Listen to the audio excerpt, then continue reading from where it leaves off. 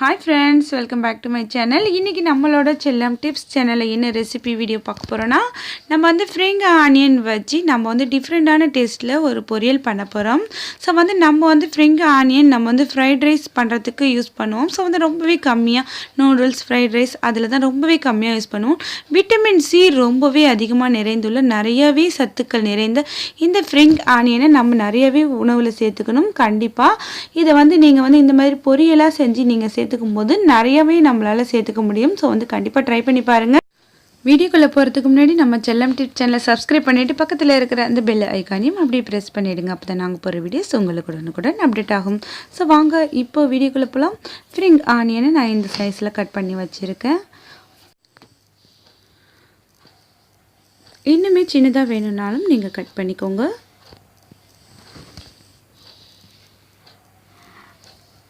இப்போ கொஞ்சமாக கருவேப்பிலை தாளிக்கிறதுக்கு, 2 பச்சை மிளகா, ஒரு பட்டர் பீஸ், கொஞ்சம் மல்லிக்கீரை டெக்கோர் பண்ணுறதுக்கு, ஒரு 3 வெங்காயம் ஆஃபாக கட் பண்ணி வச்சுருக்கேன்.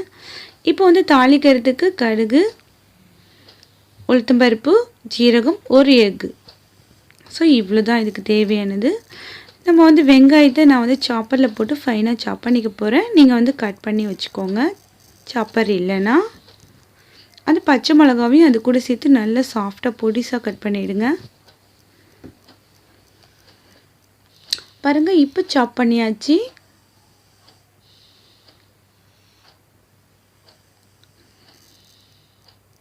நல்லா ஃபைனாக சாப் பண்ணியிருக்கு.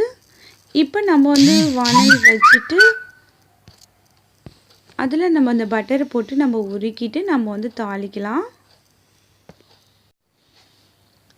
நல்லா ஹீட் ஆனதும் நான் வந்து கடுகு, ஜீரகம், உளுத்தம்பருப்பு எடுத்து வச்சுருக்கோம் இல்லையா, ஸோ வந்து அதை போட்டு நம்ம வந்து தாளிச்சிக்கலாம்.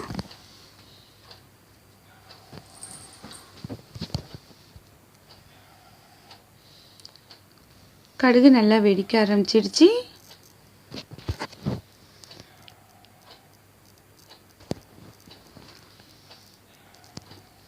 பாருங்கள், நல்லா வெடிச்சிட்டு வருது. ஸோ வந்து நல்லா எல்லா கடுகும் நல்லா வெடித்ததுக்கப்புறம் நம்ம வந்து கட் பண்ணி வச்சுருக்கோம் இல்லையா, அந்த ஆனியனை இது கூட சேர்த்து நம்ம வதக்க ஆரம்பிக்கலாம்.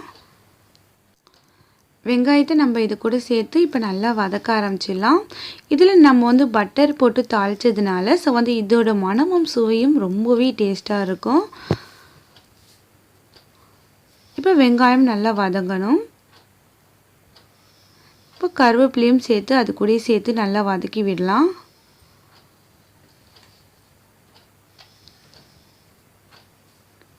எல்லாமே சேர்ந்து நல்லா வதங்கிக்கிட்டு இருக்கு. ரொம்பவே சிம்பிளாக செஞ்சிடலாம். இதுக்கு தேவையான அளவுக்கு நம்ம உப்பு சேர்த்துக்கலாம்.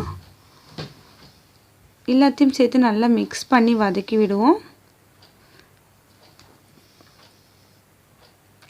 இப்போ ஸ்பைசஸ் என்னன்னு பார்த்துடலாம். ஸோ வந்து ஒரு சிட்டிகை வந்து மிளகாய் தூள் சேர்த்துருக்கேன், 1/4 சிட்டிகை மஞ்சள் தூள் சேர்த்துருக்கேன். ஸோ வந்து அவ்வளோதான் இதுக்கு ஸ்பைசஸ். ஏன்னா நம்ம வந்து க்ரீன் சில்லி நம்ம வந்து அந்த ஆனியன் கூடயே சேர்த்து நம்ம வந்து நல்லா சாப் பண்ணியாச்சு.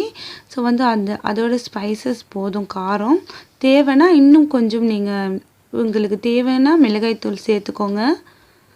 இப்போ நம்ம கட் பண்ணி வச்சுக்கிற ஃப்ரிங் ஆனியனை நம்ம இது கூட சேர்த்து நல்லா வதக்கி விடுவோம்.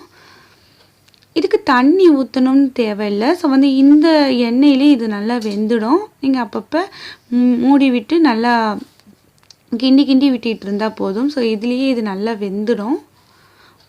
ஒரு 2 மினிட்ஸ் அளவுக்கு மூடி இருக்கட்டும். ஸோ வந்து பாருங்கள், இப்போ நல்லா வெந்துட்டு வருது.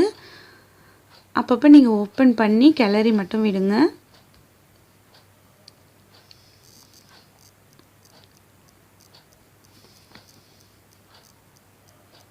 பாருங்கள், இப்போ நல்லா வெந்துடுச்சு. நல்லா வெந்துக்கிட்டே வருது.